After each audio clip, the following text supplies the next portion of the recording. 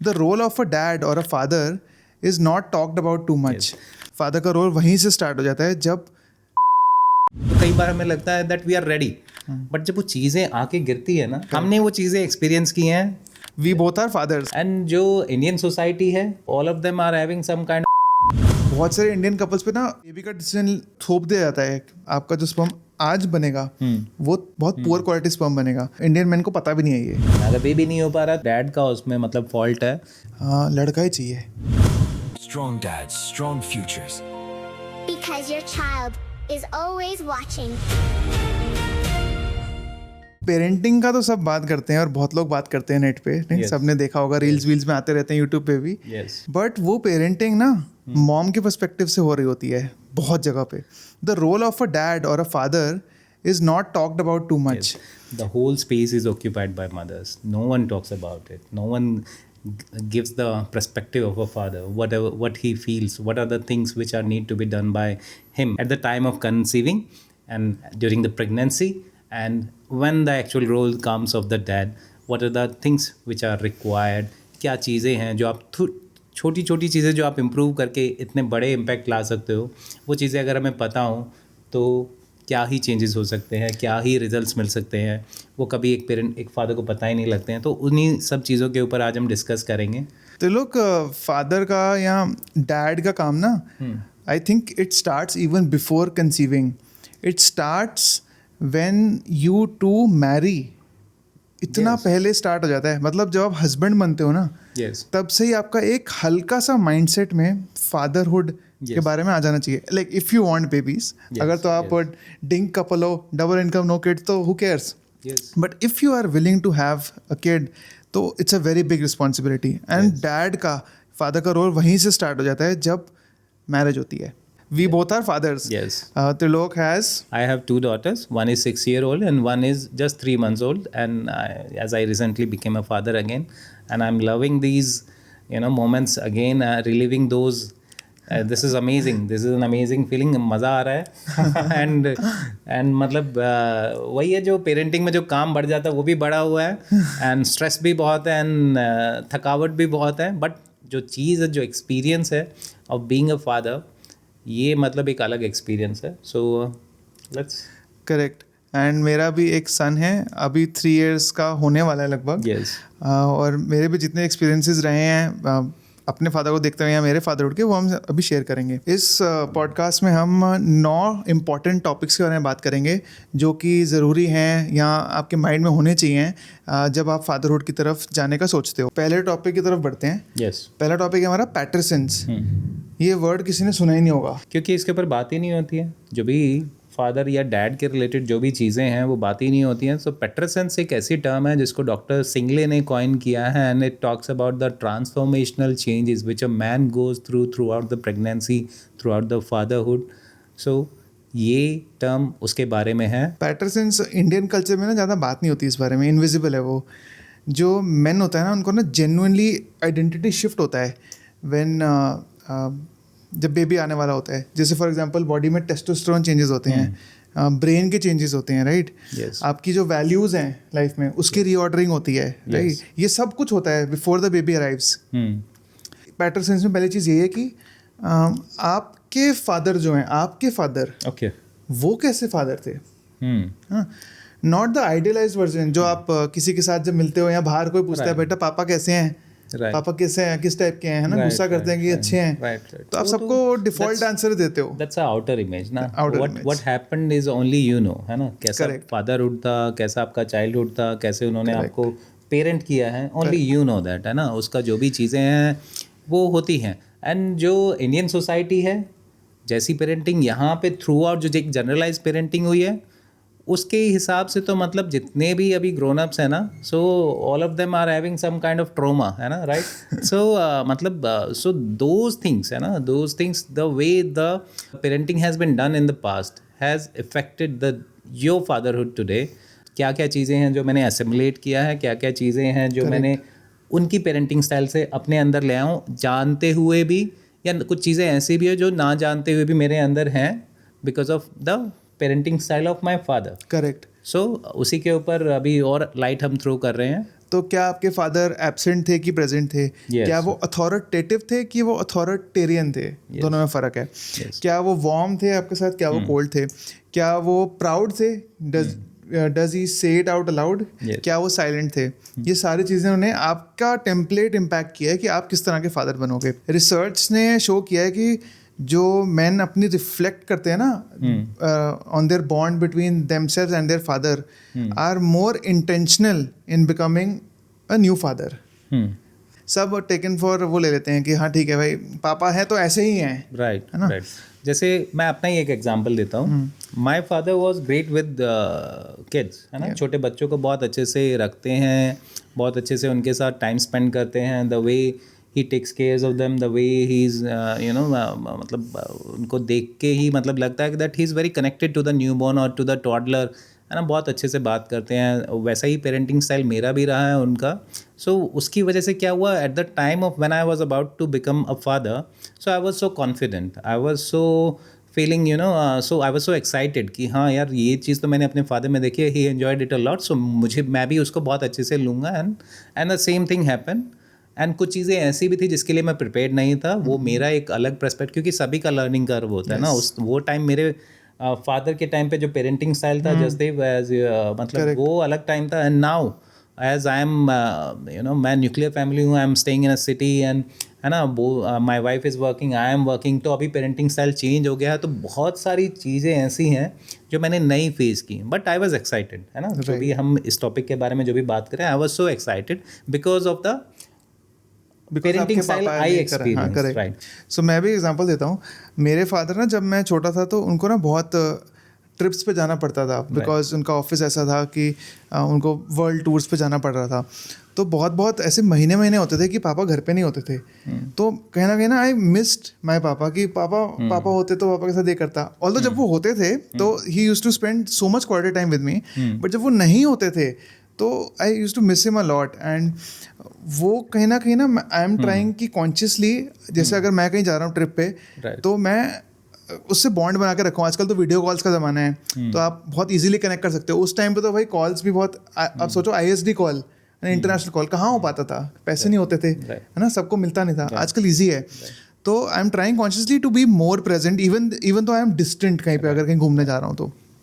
And एक बार एक funny story है उसमें, ये था कि तो माई सीनियर वो एक लॉन्ग टूर के बाद अराउंड मतलब 6 to 8 months के बाद वो अपने घर गए। तो उनका टीनेजर बच्चा ड्राइंग रूम में बैठा था और वो जाके एंटर हुए घर में, बेल बजाई, बच्चे ने दरवाज़ा खोला एंड बच्चा उनको देख के अंदर चला गया।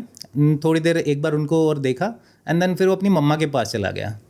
बच्चे ने बोला कि मम्मा देखना कोई अंकल आए हैं, और जबकि वो उसके फादर थे। So these kind of things happened, because of the connectivity and वो सारी चीज़ें एंड लॉन्ग डिस्टेंस एंड तो ये चीज़ें भी होती हैं। So this is a funny story कि बच्चा ही अपने पापा को नहीं पहचान रहा है because of lot of travelling and ये सारी चीज़ें। सो व्हाट काइंड ऑफ मतलब वो बच्चा मतलब उसका तो मतलब एक तरह से मिसिंग फादर हो गया ना उसके लिए। तो एज एन एक्सरसाइज ना, आप सब भी क्या करो, आप सब 10 पॉइंट्स बनाओ अपने फादर के बारे में, जो चीज़ें अच्छी बुरी जो भी हैं, ठीक है। फिर उसमें से 3 चीज़ों को सर्कल करो जो you want to carry forward in your parenting या व्हेन यू बिकम फादर, और 3 चीज़ों को क्रॉस आउट करो जो आप नहीं कंटिन्यू करना चाहते in your journey as a father.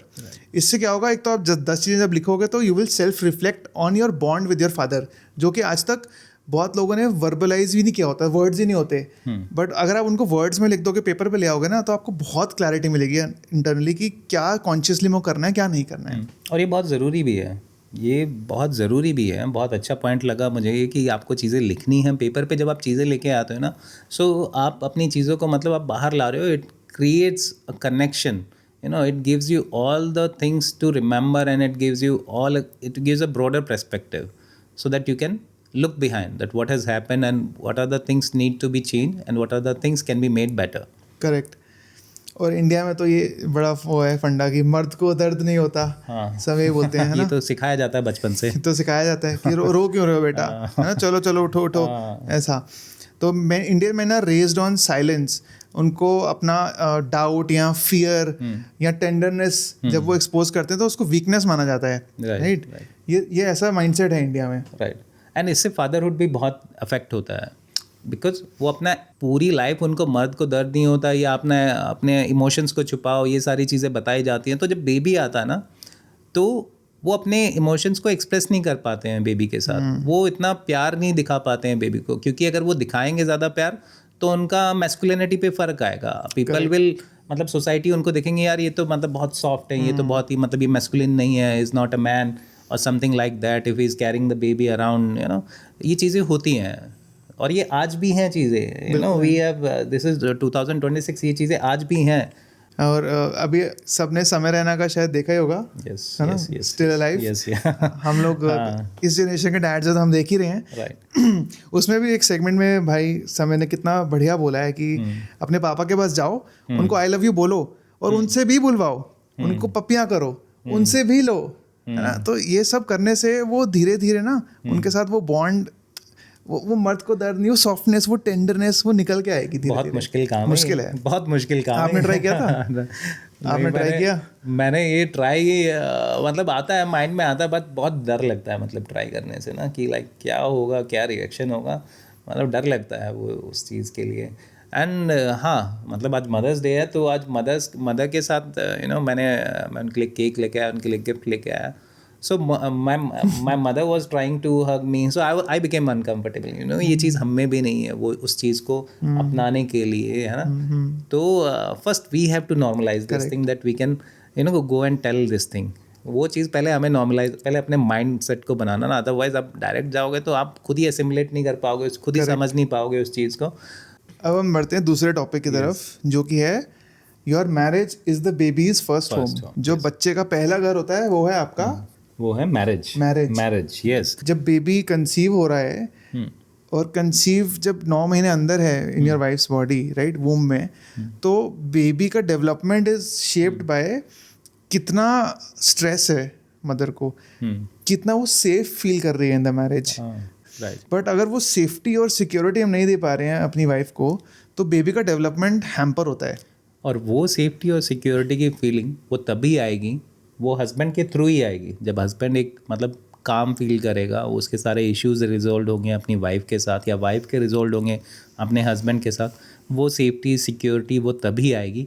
और इसके लिए जब आप कंसीविंग का प्लान करते हो, तो तभी आपको ये सारे इश्यूज जो भी आपकी वाइफ के साथ हैं, या आपकी वाइफ के आपके साथ हैं, या आपकी वाइफ के आपके मदर के साथ हैं, या आपके उनके घर वालों के साथ, जो भी है XYZ from Indian perspective, right, write them all down on a single sheet of paper, show it to your wife will also write down all the issues and she will show it to you, and then discuss कि ये चीज़ें हैं, ये थोड़ा मतलब एक मेरा perspective है कि ये हम कर सकते हैं। तो इससे आपके इश्यूज पे डिस्कशन हो जाएगा, आपको पता लग जाएगा कि क्या क्या प्रॉब्लम है। कई बार चीज़ें आर्टिकुलेट नहीं हो पाती हैं, तो हमें लिख देनी चाहिए। Yes, and discuss not just for the sake of discussing, मतलब उसमें उससे कुछ एक्शनेबल भी निकलना चाहिए कि इम्प्रूव भी होना चाहिए। ठीक है, लिस्ट बना के हमने डिस्कस कर लिया, बट देन अगर आप सेम ही पैटर्न फॉलो कर देते हो, नेक्स्ट डे आप फिर से कंप्लेन शुरू कर देते हो मम्मी के बारे में, तो वो बात नहीं बनी ना। तो थेरेपी के लिए जा सकते हैं, therapy is required for that. देखो, जिनको फिर एक्सट्रीम में जिनको हेल्प चाहिए होती है, कई बार कपल्स एक दूसरे की हेल्प नहीं कर पाते हैं, एक थर्ड पर्सन को लाना पड़ता है इन द इक्वेशन। एंड उसके अराउंड ना स्टिग्मा बहुत है इंडिया में, इंडियन सोसाइटी में इसके अराउंड स्टिग्मा है, एंड लोग एक्सेप्ट नहीं करते हैं इस चीज़ को। It is very normal, it is very normal. और जिसको हेल्प चाहिए उसको हेल्प बेझिझक लेनी चाहिए, राइट। मेरे कुछ दोस्त हैं जिन्होंने थेरेपी लिया है, उनको एक्चुअली हेल्प हुआ। एक मेरा दोस्त है, उसका तो ऑलमोस्ट डाइवोर्स होने वाला था, एक दूसरा दोस्त है, बट उसने थेरेपी ली और उसकी मैरिज वापस बच गई। मैं मतलब बहुत थैंकफुल हूँ उसके लिए। आजकल क्या है ना, आजकल हमारे एज अ पेरेंट दोनों ही वर्किंग है, दोनों स्ट्रेस है, राइट। तो टॉलरेंस लेवल बहुत कम हो गया है, बहुत जल्दी गुस्सा आ जाता है, इरिटेट हो जाते हैं, आग लग जाती है बहुत। तो ये ना मतलब हमारे पेरेंट्स के सामने भी होता होगा, आई डोंट नो, मतलब माँ बापा ने हमें इतना एक्सपोज नहीं किया to this, but I think this something जो कॉन्शियसली अगर इस पर वर्क करो तो ठीक हो सकता है। और कुछ कॉन्वर्सेशन के आइडियाज़ दे सकते हैं हम कि क्या क्या बातें कर लेनी चाहिए। जैसे मैं आपको कुछ एग्जांपल्स देंगे हम लोग कि आपको बच्चा चाहिए क्यों। सबसे बड़ी बात तो यह है कि why do you even want a child. क्या वो सोसाइटी के प्रेशर से है? क्या वो इसलिए कि आपकी उम्र हो रही है? कुछ भी हो सकता है, इट्स टाइम, ऐसा है क्या? मतलब जेन्युइन मोटिवेशन क्या है दोनों के साइड से कि बच्चा क्यों चाहिए? क्या आपको अनफुलफिल्ड फील हो रहा है एक दूसरे के साथ? तो बच्चा उसको सॉल्व नहीं करेगा, ये सारे इश्यूज को बच्चा सॉल्व नहीं कर सकता है। तो ये क्वेश्चन आपको फिगर आउट करना है जब आप प्लान करते हैं। तो इसके अराउंड एक और क्वेश्चन बनता है, how will we divide the responsibility when we bring a new soul to the world, a new baby to the world. Yes, बहुत रिस्पॉन्सिबिलिटीज होती हैं। रात को कौन जागेगा, फॉर्मूला कौन बनाएगा, Yes. डायपर कौन चेंज करेगा, यस डॉक्टर अपॉइंटमेंट्स पे कैसे जाएंगे। यस, ये मैंने किया है। वाइफ डायपर चेंज करती होती थी तो मैं फार्मूला मिल्क बना के लाता था, एंड फार्मूला मिल्क बनाने में भी बहुत रॉकेट साइंस लगती है ना। Everything has to be disinfected and you need to take the correct measurement Exact. Water and scoop तो उसमें आता ही है, तो स्कूप तो आपको लिखा होगा कितने ml वाटर में कितना स्कूप उसमें भी लेवल्ड स्कूप लिखा होता है। हाँ? Levelled scoop. लोग क्या करते हैं कि ऐसे ही माउंटेन बना होता है ऊपर, वही डाल देते हैं। हाँ ठीक है, राइट। आप फर्स्ट बेबी के साथ इतना करते हो, बट सेकंड बेबी में भी कर रहे हो क्या एग्जैक्ट, या ऐसे ही हाँ, ठीक है अंदाजा। सेकंड बेबी में थोड़ा वो हो जाता कि ठीक है यार, एक बार कर चुके हैं, कुछ नहीं होता, जाने तो थोड़ा माउंटेन बन रहा है, बन जाने तो माउंटेन। करेक्ट। अब तो ये है कि I ये agree. होता है सेकंड बेबी में, राइट। फर्स्ट बेबी में रहता है यार ये माउंटेन बन गया, कहीं कुछ ज्यादा तो नहीं हो जाएगा ना, इसको लेवल अप करो इसको। बट सेकंड बेबी में क्या, भर के 3 डाल दो, 4 भी डल जाते तो जाने तो यार कुछ नहीं होता। So this thing happens. Second baby जब आता तो थोड़ा आप रिलैक्स हो जाते हो। इसके ऊपर मीम्स भी है इंस्टा पे, आप जाके सर्च करिएगा। फर्स्ट बेबी को आप बहुत सॉफ्टली नहलाते हैं, देन दूसरे को आप ऐसे ऐसे ऐसे ऐसे करके बिल्कुल ऐसे मसल के बिल्कुल ऐसे, है ना। करेक्ट। फिर और क्वेश्चन आते हैं जैसे कि हमारी पेरेंटिंग स्टाइल्स या फिलोसफीज कैसी हैं, हमारा ओपिनियन क्या है about screen time, about giving sweets, about religion, है ना, Yes. है ना, और अबाउट स्लीप, Yes. और भी बहुत सारी चीज़ें। तो ये सारे कॉन्वर्सेशंस करना ज़रूरी है कि फिलोसफीज क्या हैं, नहीं तो हर एक छोटे छोटे डिसएग्रीमेंट पे लड़ाई शुरू हो जाएगी वापस। ठीक है, तो नेक्स्ट क्वेश्चन ये है कि हम अपने चाइल्डहुड से, अपने पेरेंट्स ने जैसे हमें ग्रो अप किया, हम वहाँ से क्या ब्रिंग कर रहे हैं। Yes. तो ये आपका डिस्कशन वाइफ के साथ ज़रूरी है Yes. कि वो अपने पेरेंटिंग स्टाइल से क्या लेना चाहती है आगे, और मैं अपने पेरेंटिंग स्टाइल से आगे क्या ले जाना चाहता हूँ। ये बहुत लोग डिस्कस नहीं करते हैं, बट ये बहुत ज़रूरी ये कॉन्वर्सेशन है। करना चाहिए। इसको आप भी डिस्कस करेगा, अपने पॉइंट ऑफ व्यू से करेगा। मैंने अपना एक एग्जांपल मैं इसमें दे चुका हूँ ऑलरेडी, और मैं फिर दोबारा भी उसको मैं हाईलाइट कर देता हूँ कि माय फादर वाज मतलब ग्रेट विद किड्स। तो वही चीज़ मुझे भी लगा when I was about to become a father. तो मुझे भी लगा था it will be so easy, बहुत मज़ा आएगा जब छोटा एक न्यूबॉर्न बेबी आएगा, है ना, बहुत अच्छा लगेगा। बट कुछ चीज़ें थी जो रिस्पॉन्सिबिलिटीज़ थी, जो डायपर चेंज था, जो देर रात तक जागना था, जो स्ट्रेस आना था, है ना, आप अगले दिन भी ऑफिस काम पे जा रहे हो, पूरी रात सोए नहीं हो, तो वो भी सारी चीज़ें हैं जो लुक इनटू करना है आपको। वो सारी चीज़ें मतलब करके देखनी है। आप एक बार वैसी रात को 4 बजे तक जाग लो, सुबह 4 बजे तक जाग के अगले दिन ऑफिस जाके देखो, हाँ, एक एक्सपीरियंस कर लो आप दोनों। राइट, है ना, अगर दोनों वर्किंग है तो दोनों करो, right, it can be done. Correct, absolutely agree. और कहीं ना कहीं जैसे मेरे को भी एग्जांपल याद आ रहा है अपने अपब्रिंगिंग से। मेरी मॉम स्कूल टीचर थी, ठीक है, मैं शुरू से उनको एज अ स्कूल टीचर ही देखा है। तो कहीं ना कहीं उनके ना, उनको बेबीज़ और पढ़ाई से बहुत प्यार है बेसिकली। तो मेरा भी शुरू से ना लर्निंग की तरफ बहुत क्यूरियोसिटी रहा है। आजकल AI वगैरह सब चल रहा है, मैं किसी भी चीज़ से ना कतराता नहीं हूँ लर्न करने से। आई कैन, मेरा एक ऐसे बिलीफ बना हुआ है कि हम कुछ भी सीख के कुछ भी अचीव कर सकते हैं। एंड ये एक बिलीफ है जो मैं आगे भी ले जा रहा हूँ in my you know as a father with my baby, की उसको भी क्यूरियस अबाउट लर्निंग बनाऊँ, रट्टा वट्टा नहीं, ये सब नहीं। तो ये एक अपने मेरे पेरेंट्स ने ऐसे मेरे को टीच किया था, मैं आगे एक गुड पॉइंट ले जा रहा हूँ। बहुत अच्छा पॉइंट है ये। ऐसी ही चीज़ें आपके पास भी होंगी, आपके पास भी बहुत सारी चीज़ें होंगी, right. So note them all down and take all the good things in one basket and all the things which you want to remove from your parenting style in the other basket and then discuss with your partner. Correct, absolutely. तो हमारा जो next जो question है वो ये है कि how are we going to protect the relationship after having a baby. इसके बाद जब बेबी जब आएगा तो हम क्या करेंगे, ये भी आपका प्री प्लानिंग में ही आएगा कि जब बेबी आ जाएगा तो क्या आप डेट नाइट्स के लिए टाइम निकाल पाओगे, वो आप अगर निकालोगे तो कैसे निकालोगे, राइट। ये सारी चीज़ें आपको सोचना पड़ेगा, समझना पड़ेगा। एंड रिस्पॉन्सिबिलिटीज़ को, जैसे हम ये क्वेश्चन पहले भी आ चुका कि रिस्पॉन्सिबिलिटीज़ कैसे डिवाइड होंगी, राइट। आपके पास क्या क्या सपोर्ट रहेगा, है ना, वेदर मम्मा पापा अवेलेबल रहेंगे या नहीं रहेंगे आपके, है ना, उसके बिहाफ पे वो सारी चीज़ें आपको काउंटर इन करके देन आपको डिस्कस करना है अपने स्पाउस के साथ कि आप कैसे अपनी रिलेशनशिप को आप आगे मतलब एक अच्छी और डायरेक्शन में ले जा पाओगे। क्योंकि बेबी आने के बाद स्ट्रेस टेस्ट भी होता है, और जब वो स्ट्रेस टेस्ट होता है तो आप एक बहुत उस स्ट्रेस टेस्ट के बाद एक बहुत अच्छे फेज में भी जाते हो आप, है ना। तब आपको लगता है, आपका ट्रस्ट इतना बढ़ जाता है ना कि यार मैंने ये सारी चीज़ें एक्सपीरियंस कर ली है, तो now I trust this person a lot more, because बहुत एक मतलब ट्रांसेंडिंग एक्सपीरियंस होता है हैविंग अ बेबी। जब आपके एक नई मतलब एक न्यूबॉर्न हाथों में आता है ना, तो मतलब इट्स मतलब आंसू हो जाते हैं, आंसू आ जाते हैं। राइट। इंडियन मैरिजेस में ना एक ये भी बड़ा सीन रहता है कि मोस्ट मैरिजेस इंडिया में ना अरेंज मैरिज होती हैं। आजकल तो चलो थोड़ा ट्रेंड चेंज हो रहा है, लव मैरिज हो रही है, बट आज मैक्सिमम अभी भी अरेंज मैरिजेस हैं। तो बहुत सारे इंडियन कपल्स पे ना एक दूसरे को जानते ही नहीं है, वो अरेंज मैरिज आए एक घर में एक साथ आ गए एकदम से, एक दूसरे को जानते नहीं है ना, पता है कि क्या इमोशनल स्टेट है, क्या लाइक्स हैं डिसलाइक है, कुछ भी नहीं पता होता, और एकदम से बेबी का डिसीजन उन पर थोप दिया जाता है, ऑफन बाय सोशल या फैमिली प्रेशर। ऐसे आए थे ना, अब आप डिनर्स पे जाओगे ना, फैमिली डिनर्स पे, अच्छा न्यूज़ कब आ रही है, हाँ, और क्या सीन है आगे का, प्लानिंग कर रहे हो, ऐसे ऐसे क्वेश्चन आने लग जाते हैं। तो ये सब बहुत प्रेशर बना देते हैं इंडियन कपल्स पे। Before you even think about falling to that pressure, आप पहले अपने को एक दूसरे से अच्छे से जानो, वो सारी बातें करो जो हमने आपको अभी बताई हैं पहले, राइट? यस वो जो भी चीज़ें हैं, और भी कई चीज़ें बताएंगे, बट जो चीज़ें हमने अभी तक बताई हैं इस एपिसोड में, वो सारी चीज़ें आप जब डिस्कस करोगे, उसके बाद आप कुछ प्लान करिए, उसके बाद आप एक दूसरे को जानिए, है ना, बाहर जाइए, घूमिए, इधर उधर जाइए, कहीं पे भी निकल जाइए आप गाड़ी उठा के, राइट? पेरेंट्स भी क्वेश्चन आस्क करते हैं इसमें ना, कि कहाँ जा रहे हो भाई, ये क्या पहन के जा रहे हैं ना, वाइफ को ही हो जाएगा कि वाइफ क्या पहन के जा रहे हैं। So this is the kind of things which are going to come into the relationship, and you guys need to be prepared for that. So लोग क्या कहेंगे से बचो, और खुद की सुनो, और खुद अपना बॉन्ड अच्छे से बनाओ, और आगे गाड़ी बढ़ाओ।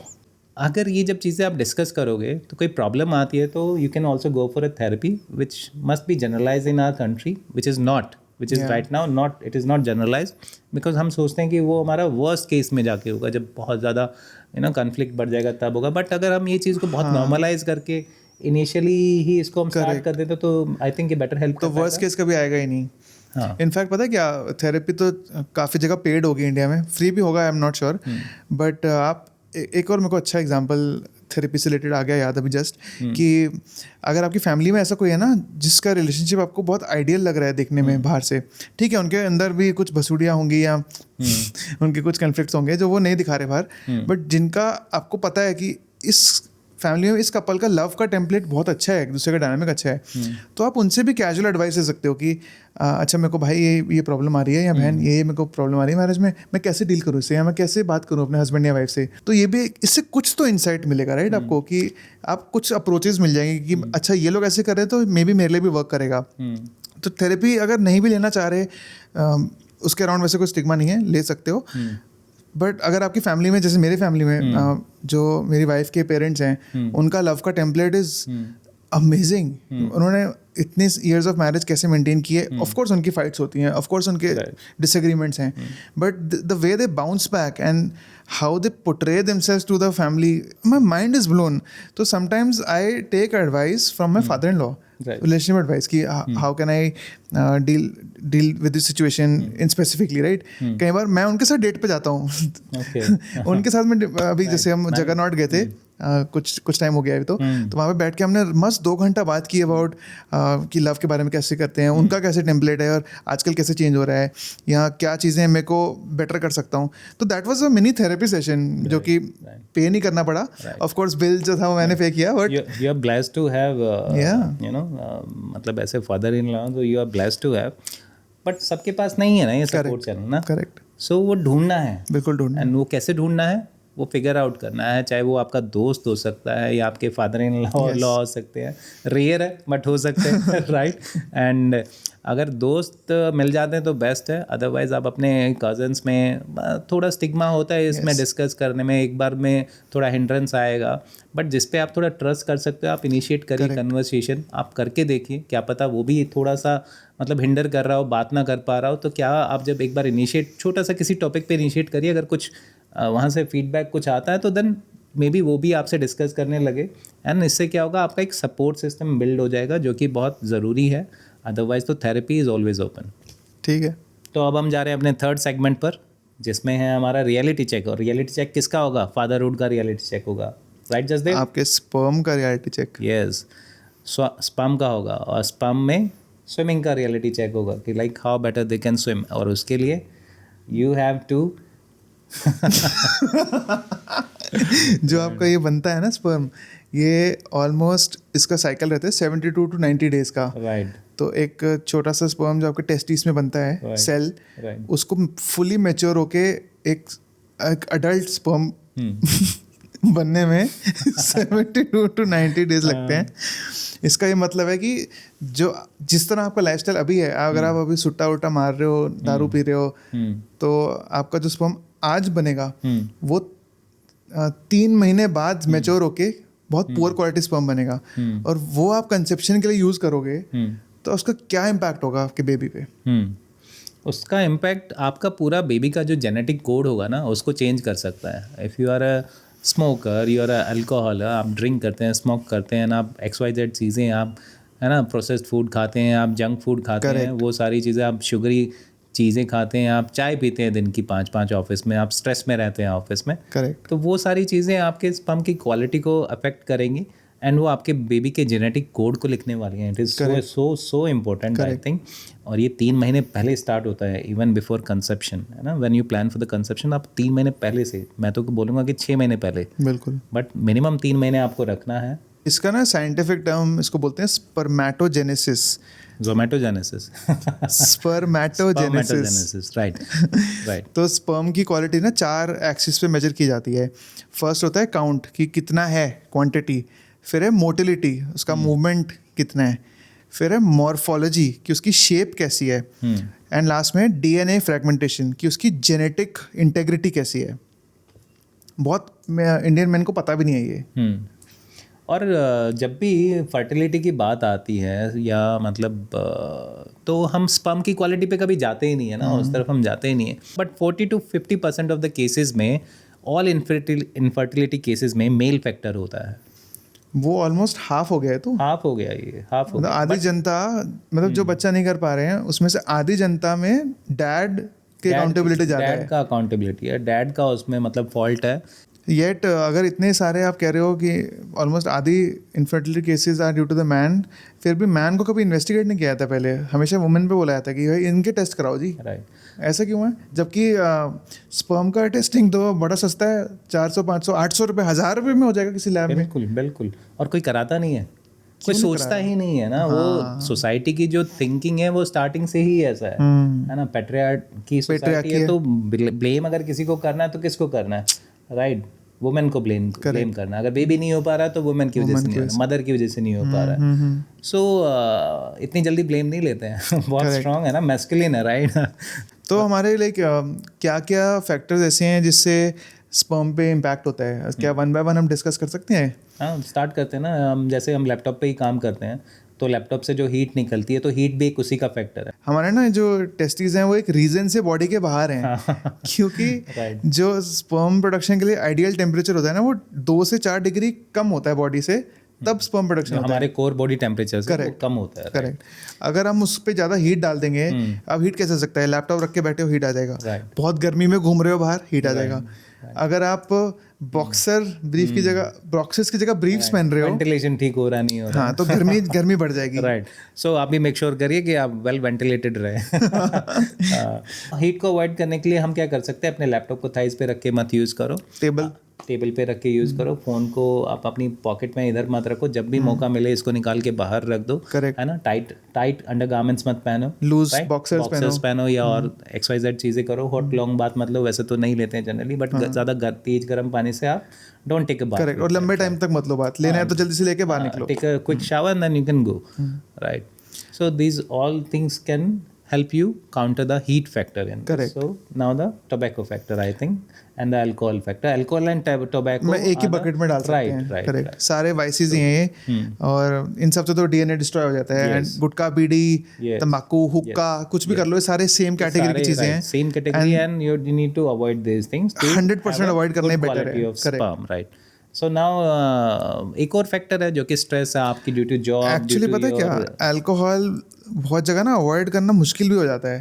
चलो सिगरेट वगैरह तो सब लोग कॉन्शियसली सोच सकते हैं कि स्टॉप हो जाए, जो एडिक्ट्स हैं उनको थोड़ा मुश्किल होता है। बट अल्कोहल, आपका शादी सीजन आता है, सबकी कॉकटेल पार्टी में जाते हो आप, राइट, या फ्रेंड्स के साथ बाहर जा रहे हो, तो वहाँ पे कोई प्रैक्टिकल टिप दो कि अल्कोहल अवॉइड कैसे हो, स्पेशली फॉर दोज पीपल जो अभी कंसीविंग के बारे में सोच रहे हैं कि फादर बनेंगे.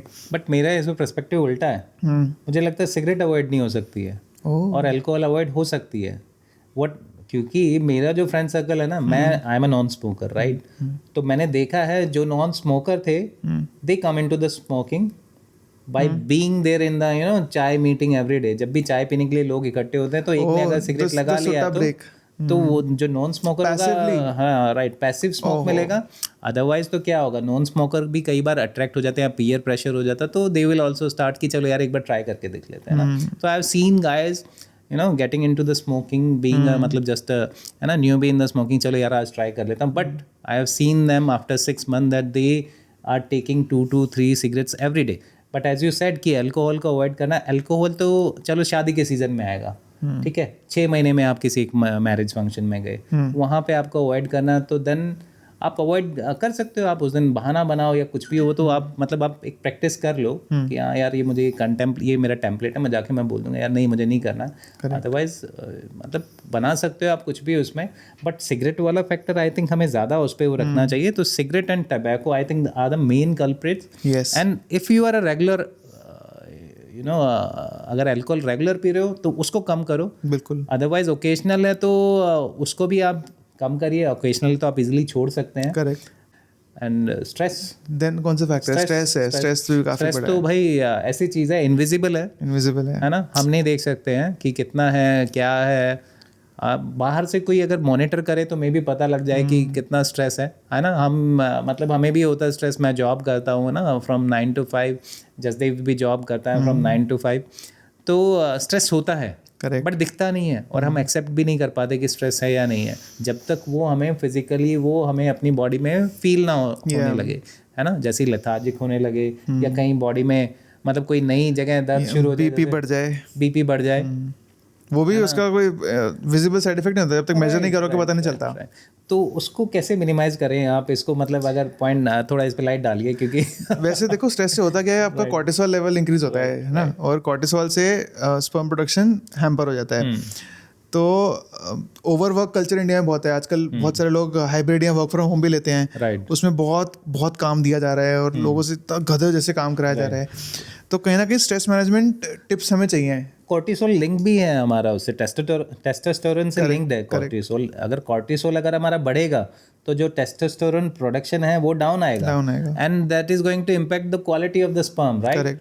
Correct. So stress raises the cortisol, and cortisol decreases the testosterone production, which is going to impact the quality of the sperm, which you are going to contribute after the 90 days, 3 months. Stress reduce करने के कुछ तरीके हम बात कर सकते हैं उस पर.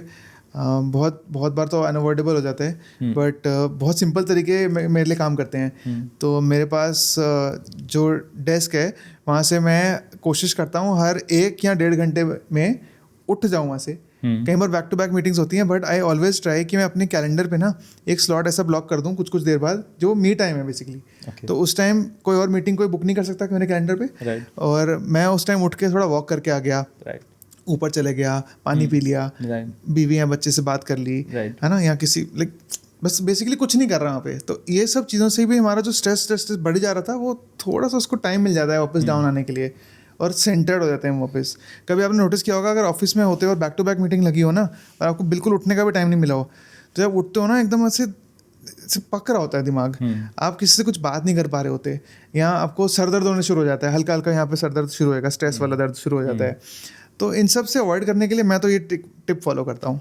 राइट. और मैं अपने ऑफिस में क्या फॉलो करता हूँ, जैसे ये सब जो भी जसदेव ने भी बताया, जब मुझे ऐसा कुछ लगता है ना कि दैट हाँ अब ज़्यादा हो गया, या अभी हेडेक शुरू हो गया, या अभी I am not able to focus on the work, तो I go on a short walk around the office, है ना. तो my office is in a very green area, तो मैं वहाँ जा पाता हूँ, है ना. तो वहाँ जाके हम एक टी ब्रेक के लिए चले जाते हैं, एंड देन बाकी जो फ्रेंड्स हैं जो स्मोकर्स हैं वो एक अपना सुट्टा ब्रेक के लिए चले जाते हैं, एंड थोड़ा रिफ्रेश होके आ जाते हैं. एक और बड़ा रीज़न है, और बहुत बड़ा है, और अनअवॉइडेबल भी है सैडली. मैं बात कर रहा हूँ एयर पोल्यूशन की. For people living in Delhi, right. मतलब दिल्ली एनसीआर में ज़्यादा सीन है ये. बहुत सारे और मेट्रो सिटीज़ में भी हो रहा है आजकल, मुंबई में भी बोल रहे हैं, बैंगलोर में भी है. एयर पोल्यूशन भाई इंडिया मोस्ट पोल्यूटेड सिटीज़ में होता है वर्ल्ड की, जब अक्टूबर नवंबर दिसंबर का दिवाली वाला अगर टाइम चल रहा 25 होता है टॉप सिटीज लोगे ना तो उसमें से 21 सिटीज इंडिया की इंडिया ही की आएंगी, निकल आएंगी। है ना। 1-2 सिटी पाकिस्तान की इधर उधर की आ जाएगी, अदरवाइज तो सारी इंडिया की है। सो एयर पोल्यूशन एक बहुत बड़ा मेजर कंट्रीब्यूटर है इसमें, ठीक है। अगर आप एक अच्छी सांस नहीं ले पा रहे हो तो हाउ कैन यू से कि आपकी बॉडी के अंदर जो एक स्पर्मेटोजेनेसिस का जो प्रोसेस हो रहा है वो कैसे ठीक से हो पा रहा होगा। सो वो आपका ब्लड स्ट्रीम में है, एयर पॉल्यूशन से जो भी 2.5 माइक्रो mm के जो पार्टिकल्स आते हैं तो these are in your blood. Correct. So you have to counter that by buying a air purifier. Jasdev is having an air purifier. 3 है मेरे पास यहाँ पे घर हाँ, पे, 3 है मेरे पास, हर कमरे में कैप, Right. क्योंकि पेरेंट्स के साथ रह रहा हूँ, उनको भी चाहिए, राइट बेबी के लिए भी चाहिए, Yeah, right. और जहाँ हम काम कर रहे हैं वहाँ भी चाहिए। राइट। ये थोड़ा मतलब एक एडिशनल फाइनेंशियल एक्सपेंस है, इन्वेस्टमेंट है ये। इन्वेस्टमेंट है। अगर आप अफोर्ड कर सकते हैं तो आप लीजिए इसको, शॉर्ट लीजिए, because this is going to impact your baby's growth during the pregnancy, right? Correct. It is going to give a peace of It will mind. impact It your will- spermatogenesis. Yes, spermatogenesis also. And जब conceive हो जाएगा तो उसके भी आगे बहुत Correct. Help करेगा, correct. Right. एक और इसमें मैं कुछ ऐड करना चाहूँगा। सो एयर प्योरीफायर तो तब है जब आप घर में हो, बट जब आप बाहर जा रहे हो तो ऑलवेज ट्राई, अगर पोल्यूशन बहुत ज़्यादा है तो एक N95 या N99 मास्क पहन के जाइए। मैं ये पीक मंथ्स में करता हूँ, Right.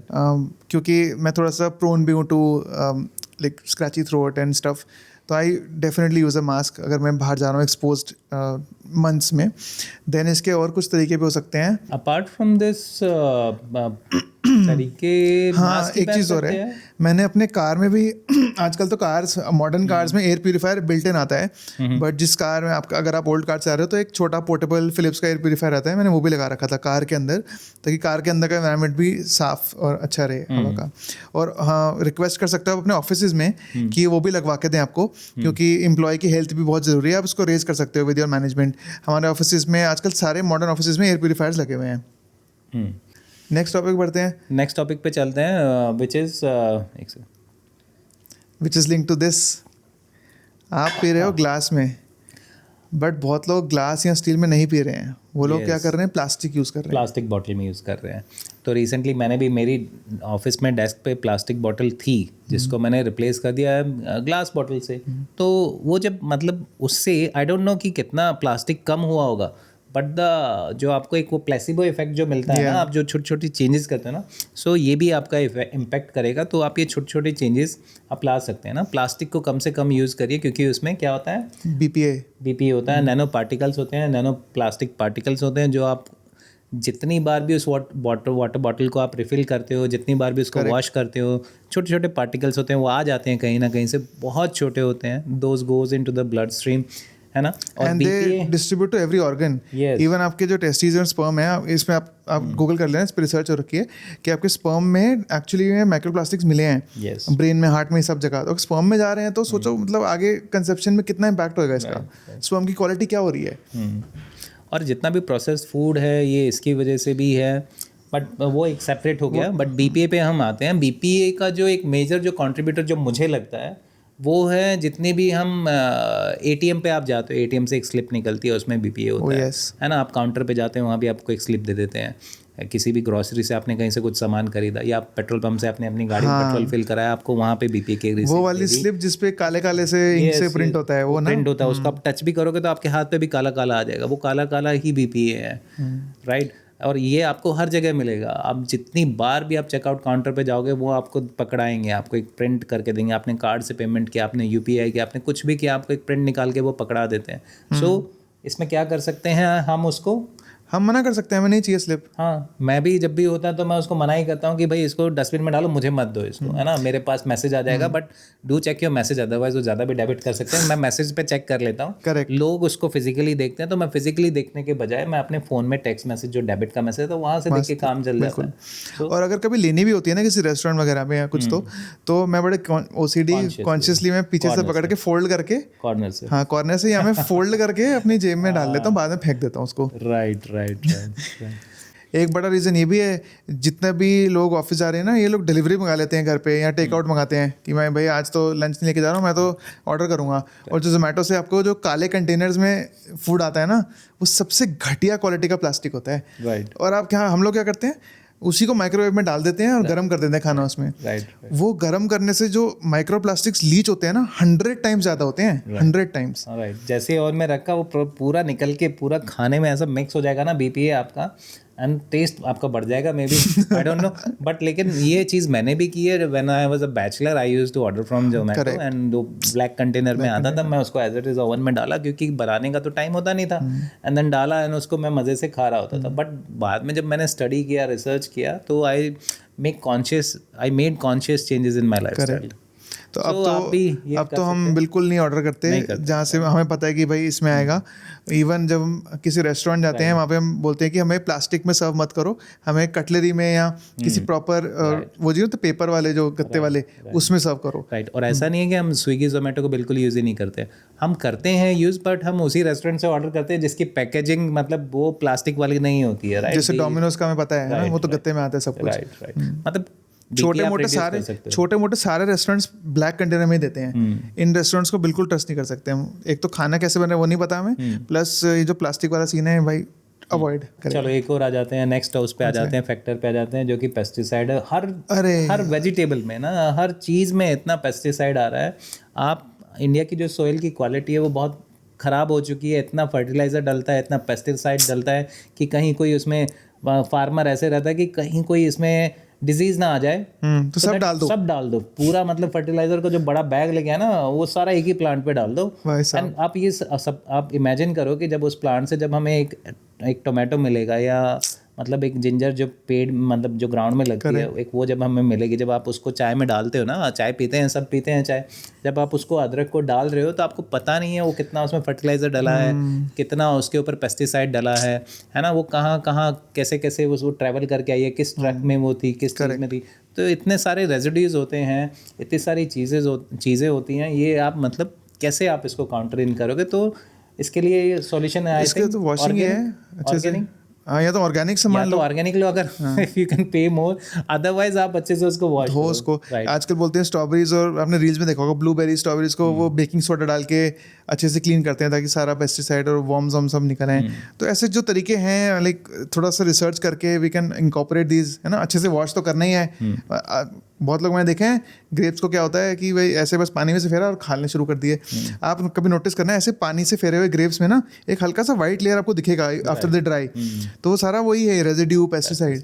तो उसको थोड़ा सा अच्छे से रगड़, हम लोग क्या करते हैं, हम स्टेम से निकाल देते हैं, एक परात में रखते हैं, अच्छे से पूरा कट ऐसे हाथ फेरते हैं ताकि सारे डायरेक्शन से वो क्लीन हो जाए। वो पेस्टिसाइड लगाते हैं फार्मर, वो उनका पॉइंट ऑफ व्यू है कि उनका जो प्रोड्यूस है वो बचा रहे। अब जब वो हमारे पास आता है तो हमारी रिस्पॉन्सिबिलिटी कि हम उसको उतारे भी। तो आप जब उसको आप खा रहे हो ना, ला रहे हो घर पे, तो आप उसको उतारो, अदरवाइज वो पेस्टिसाइड की लेयर पूरी पेट में जाएगी। करेक्ट। ये तो हो गए कुछ रीजन जिससे हमारा स्पर्मेटोजेनेसिस इम्पैक्ट होता है। आई थिंक इंडिया में हमारा जो जिम कल्चर है वो भी इम्पैक्ट करता है। जो लोग जिम जाते हैं, जो प्रोटीन यूज़ करते हैं, protein is a good thing, protein is not bad, right? Way protein is good, but उसके अराउंड भी एक मेंटेलिटी है, वो एक अलग टॉपिक रहेगा। But way protein is always good, right? But depends कि वो क्वालिटी क्या, कहाँ से आ रहा है ना, वो XYZ चीज़ें वो बाद में बात करेंगे। बट अभी हम जो बात कर रहे हैं वो ये है कि जिम में जिनको जल्दी बल्क करना होता है, जल्दी मसल्स बनाने होते हैं ना, साइज ज़्यादा अपना बाइसेप्स का दिखाना होता है, then those people start taking steroids, right? Anabolic steroids, है ना। वो क्या करते हैं, उनका जो लाइफ साइकिल होता है, आप अगर लाइट डालना चाहते हो तो उनके ऊपर, मेरे को मालूम नहीं है, मैं तो प्रोटीन भी नहीं खाता। तो जो मतलब जिम कल्चर प्रोटीन नहीं खाता। तो जो जिम कल्चर है इंडिया में, उसमें जो जिम गोवर्स हैं वो ज़्यादा बल्क करने के लिए, ज़्यादा मस्कुलर होने के लिए, they start taking the anabolic steroids, जो कि बूस्ट करता है हमारी बॉडी में टेस्टोस्टेरोन के लेवल्स को। और जब वो लेवल बूस्ट हो जाता है due to an artificial outside agent, जो कि एक एनाबॉलिक स्टेरॉइड है, जैसे आपने इंजेक्शन लगाया स्टेरॉइड का, तो आपकी बॉडी में टेस्टोस्टेरोन बढ़ जाएगा और आपका जो स्पर्मेटोजेनेसिस का जो साइकिल है वो पूरा इम्पैक्ट हो जाएगा। जिससे क्या होगा, आपकी बॉडी को, आपके ब्रेन को लगेगा कि बॉडी में इनफ टेस्टोस्टेरोन है, तो मुझे जो टेस्टिस में जो आपका जो टेस्ट बन रहा है, आपका टेस्टोस्टेरोन बन रहा है, वो बंद हो जाएगा, है ना। और वो साइकिल इंटरप्ट हो जाएगा क्योंकि वो नेचुरली जो आपका बन रहा था वो बंद हो गया है, राइट? आपने उसको आर्टिफिशियली इंजेक्ट कर लिया। तो जो आपका जो साइकिल जो इम्पैक्ट होगा ना, वो दोबारा सेट होने में it can take years right, 1 भाई to 2 साहब, years, राइट. सो ये चीज़ें हैं जो कि बहुत ज़्यादा इम्पैक्ट करती तो हैं. इसके लिए मतलब क्या फिर लाइक डॉक्टर से पूछ के करना चाहिए सब? एनाबॉलिक स्टेरॉइड तो मतलब बिना डॉक्टर तो डॉक्टर कोई से अवॉइड, पूछे डॉक्टर तो मना ही करेगा. डॉक्टर मना करेगा, बट स्टिल अगर कोई मतलब है कर रहा है तो देन उसको अपनी बॉडी से उसको वॉश आउट करने के लिए अलग अलग तरीके होते हैं. आपको छोड़ना पड़ेगा. If you are planning to conceive, आपको कम से कम साल भर पहले उसका यूज़ बिल्कुल स्टॉप करना होगा, so that your body is clean eight the time of conceiving, eight the time of planning your pregnancy. तो आपको ये भी चीज़ ध्यान रखनी है कि आपको साल भर पहले मे बी आप बेटर डॉक्टर से और कंसल्ट कर लोगे तो और ज़्यादा बेटर आपको इस पे पर्सपेक्टिव मिलेगा. बट आप उसको जितना जल्दी हो सके आप उसको यूज़ ना करें. If you are planning to be a dad, if you are planning to be a father. Sure. But आप जिम के बारे में बात कर रहे थे, तो एक्सरसाइज तो करनी चाहिए ना जिसको फादर बनना है.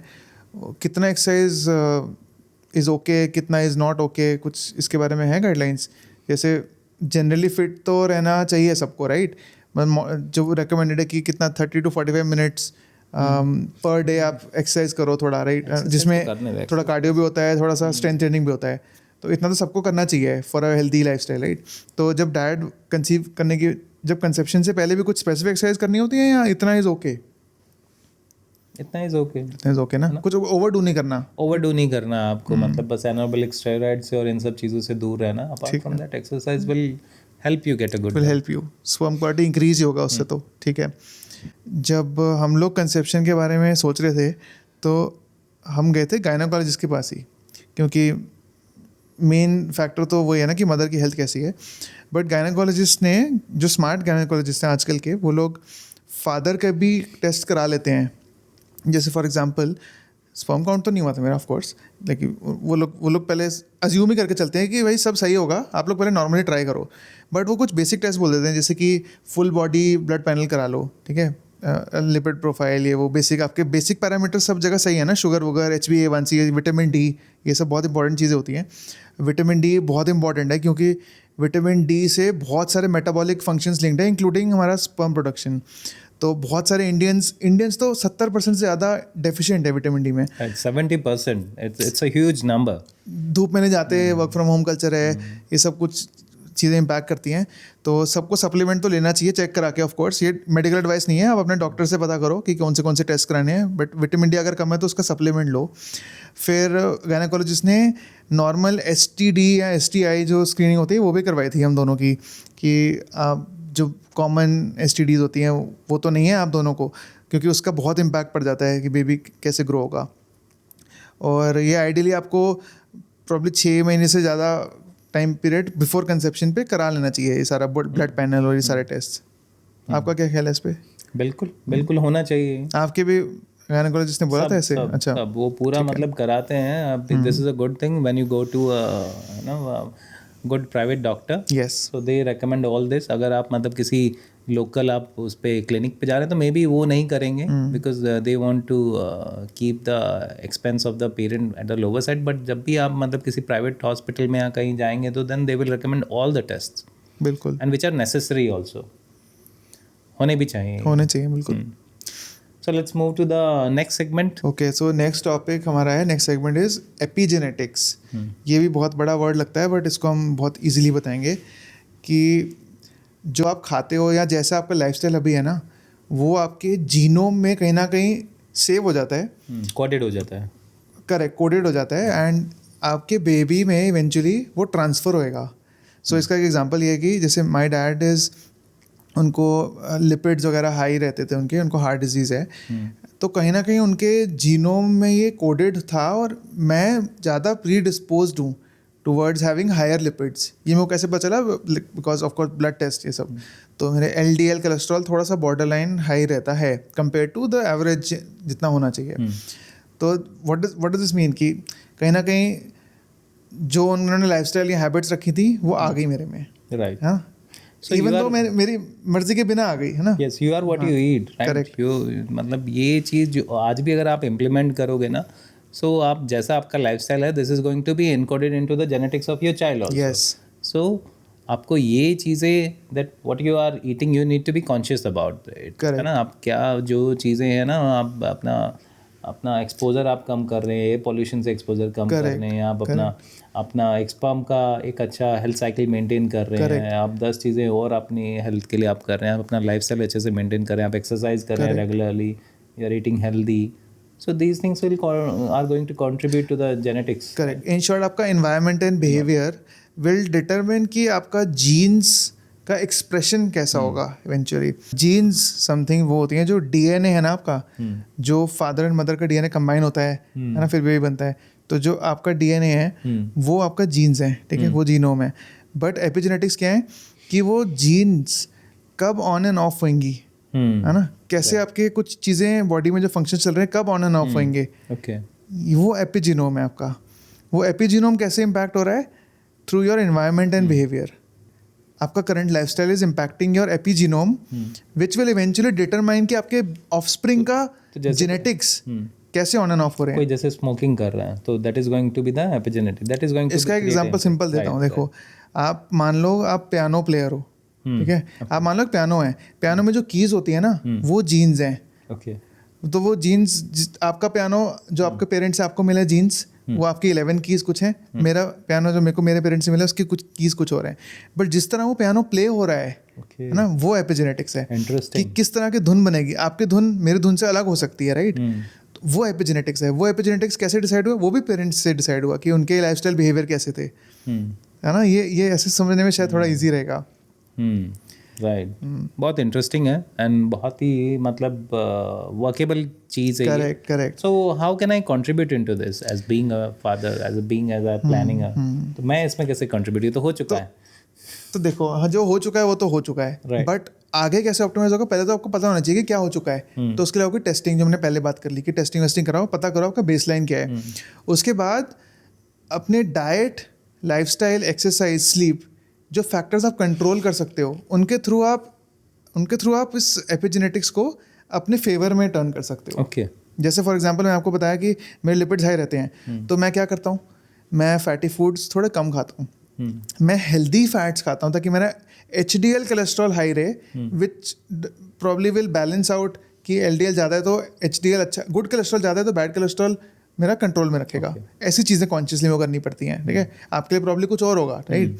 तो फॉर एग्जांपल इसके कुछ डाइट से रिलेटेड एग्जांपल्स ये हो सकते हैं कि हेल्दी फैट्स खाओ, ठीक है. Omega 3 fish oil, DHA, AHA, ये आजकल फ्लैक्स सीड्स और ये सब चल रहा है ना ट्रेंड की, फ्लैक्स सीड्स बिको, चिया सीड्स, ये सब में बहुत होता है भर भर के.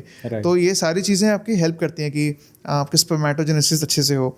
फिर हो गया बेसिक विटामिन जो बॉडी को चाहिए होते हैं कि वो होने चाहिए. विटामिन D सबसे पहले जो हमने बताया था आपको पहले, राइट. एंटीऑक्सीडेंट्स होने चाहिए, तो vitamin C, tomatoes, folic acid, folate, ठीक है. फॉलिक एसिड तो बट वुमेन के लिए रिकमेंडेड रहता है ना. बोलते हैं मेन के लिए भी है, मेन के लिए भी चाहिए. मेन के लिए तो आपको खुद भी जब आप अपनी वाइफ की डोजेज, हाँ, वाइफ के लिए भी आप प्री कंसीविंग स्टेज पे ही आपको स्टार्ट करना iron with consultation with your gynaecologist. और आपको खुद भी iron supplements and zinc supplements with consultation with your doctor आप ले सकते हैं depending on the your reports. बिल्कुल बिल्कुल. एंड इसमें सबसे बड़ा चेंज ये रहेगा कि जो रिफाइंड चीज़ें जितनी भी है ना, अल्ट्रा प्रोसेस फूड्स वो अवॉइड करिए, एक्स्ट्रा शुगर, कार्बोहाइड्रेट्स अवॉइड करिए, ठीक है. और दिन के 6-7 कप जो चाय पी रहे हैं लोग, उनको कट डाउन करके 1 या 2 पे आइए, राइट. ऐसी चीज़ें करिए, या फिर उनको स्विच करिए हर्बल टी या ग्रीन टी से. बट आप ये कह रहे हो ना, people will, there will be a lot of hate coming from the chai lovers in the comment section, right. So be prepared for that, है ना. हम बोल रहे हैं, राइट, कि चाय कट डाउन करो, but this is for the only for those who are planning to have a baby. Okay. आप अपनी चाय को अपने दिल पे मत लीजिएगा. तो जैसे लोग ने भी कहा कि अपने डॉक्टर से कंसल्ट करिए एंड वो आपको पूरा टेस्ट करा के एक अच्छा प्रोफाइल बना के दे देगा कि कौन कौन से विटामिन में आप डिफिशिएंट हो, वो ले लीजिए आप, ठीक है. फिर आते हैं हम स्लीप पे. अब स्लीप तो भाई इंडियन मैन का एवरेज है 5 घंटे 6 घंटे ज़्यादा से ज़्यादा, and this is not productive. अब कितने भी देख लो, जो एवरेज रिकमेंडेड है अच्छे डॉक्टर्स का वो है 7 to 9 hours of optimal sleep, जिससे आपके हार्मोन्स और सारे बॉडी के बाकी फंक्शंस ऑप्टिमल चलें. बट बहुत लोग कम ले रहे हैं, रात 2-2 बजे तक नेटफ्लिक्स देख रहे हैं भाई. कुछ लोग तो बाथरूम जाके कुछ और कर रहे हैं.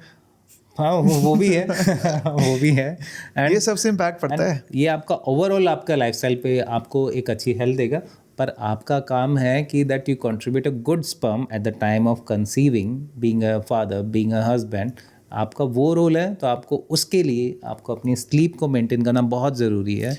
एंड जब आपका स्पर्म इम्प्रूव होगा with your good sleep and with your stress को जितना आप रिड्यूस कर सकते हैं वो करिए, आपके जितने भी इश्यूज आप अपने वो करिए। So sleep is also a great factor in that. इसके लिए कि प्रैक्टिकल एग्जांपल हो सकता है कि टिप कह लो कि हम लोग ना जनरली हम लोग रात के टाइम ना रील्स देखने शुरू करते हैं, डूम स्क्रॉलिंग।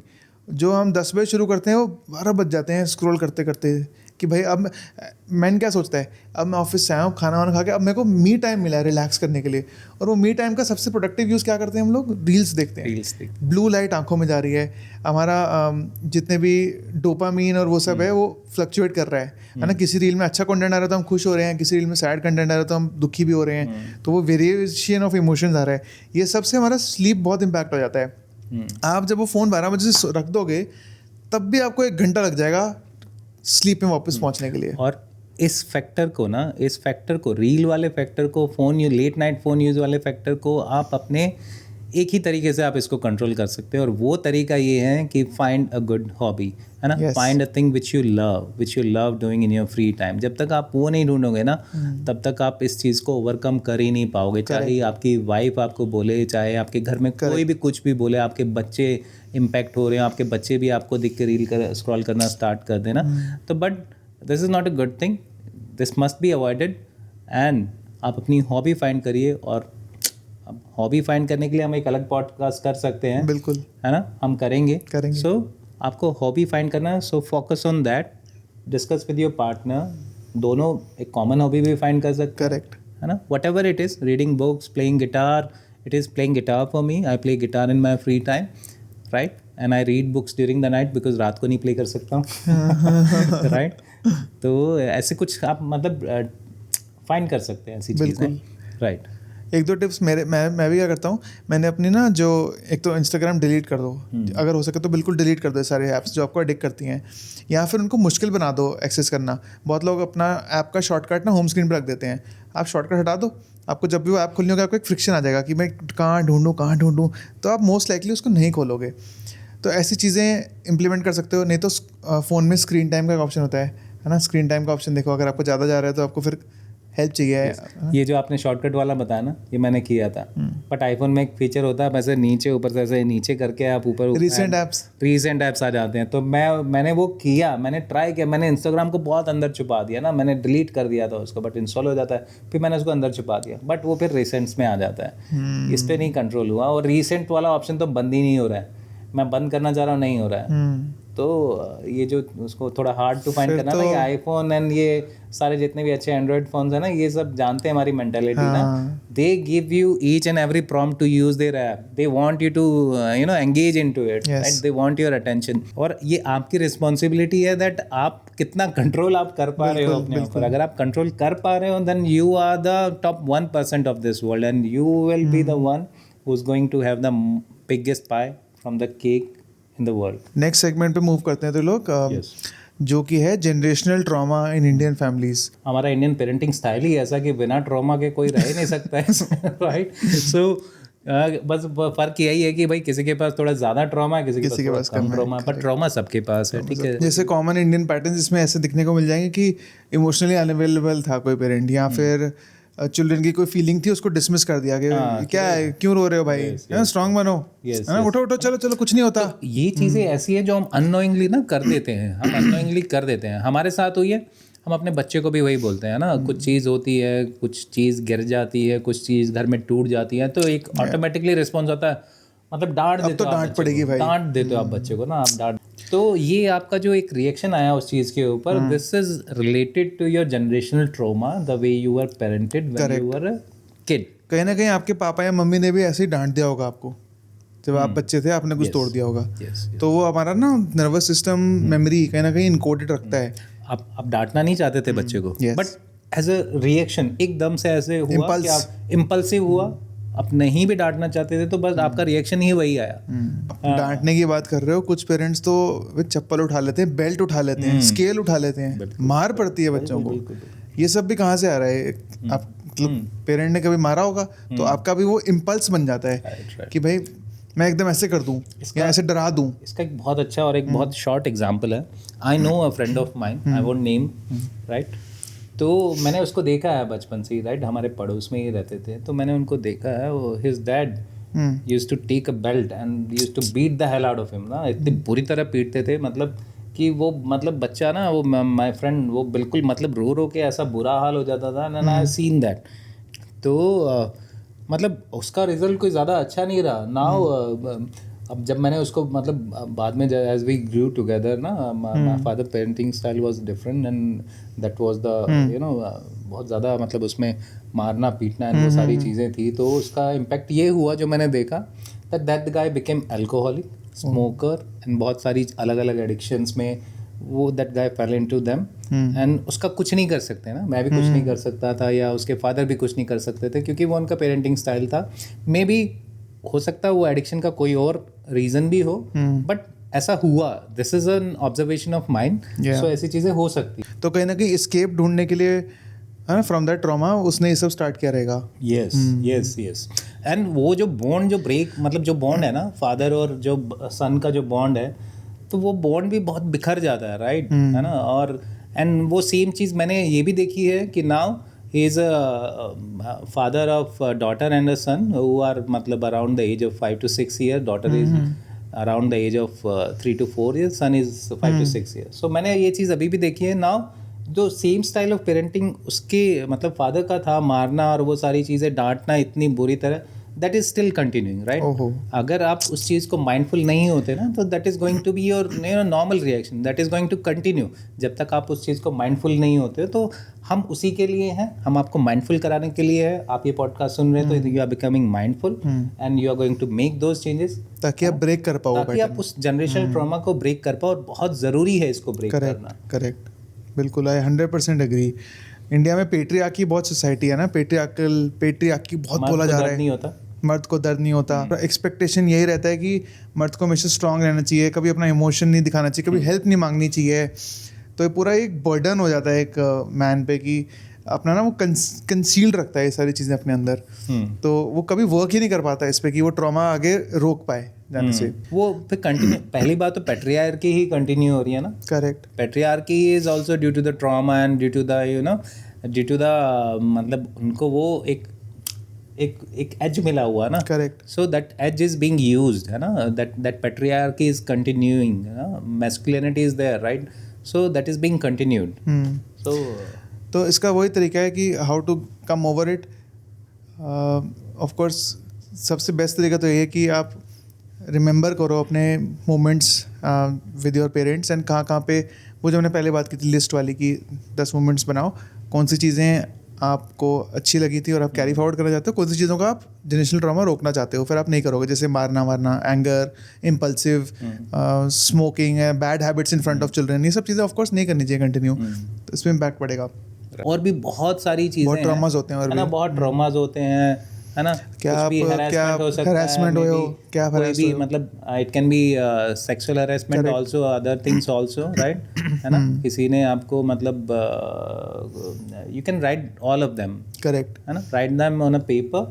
और अगर मतलब कुछ आपसे भी कुछ गलत क्या हुआ आपको है, टीज करा गया है या आपसे भी कुछ गलत हुआ है, क्या doesn't- आपने कभी कुछ ऐसा right, कर दिया जो आपने छुपा के रखा हो अपने अंदर अभी तक, किसी से शेयर नहीं किया है। राइट, तो वो चीज़ें भी ट्रॉमा ही है। तो आप सबको लिखिए and try to find a balance and discuss with your therapist if you have a therapy near you, otherwise discuss with your best friend और the person whom you can trust. तो next segment में बढ़ते हैं तो लोग कि आपकी जो वाइफ है उसकी हेल्थ की रिस्पॉन्सिबिलिटी आपकी भी है यस, है ना। एब्सोल्युटली ट्रू है, एब्सोल्युटली ट्रू है और ज़रूरी भी है और करना भी है ये। अगर बट इसका ये मतलब नहीं है कि आप बीवी को कंट्रोल करने लग जाओ या उसको बोलो कि भाई ये कर भाई, ये मतलब भी नहीं है इसका। मतलब वो फाइन लाइन है कि कैसे ग्रेसफुली प्यार से वे में आपको उसको मोटिवेट करना है कि वो अपना better version of her self बने, बट आपको कंट्रोलिंग भी नहीं बनना है। बहुत मुश्किल है करना वैसे प्रैक्टिकली। सजेस्ट कर सकते हैं हम तो भाई। Right. सजेस्ट करने का भी एक तरीका है। right, मैं उसका- 3-4 तरीके से ट्राई किया, मेरे को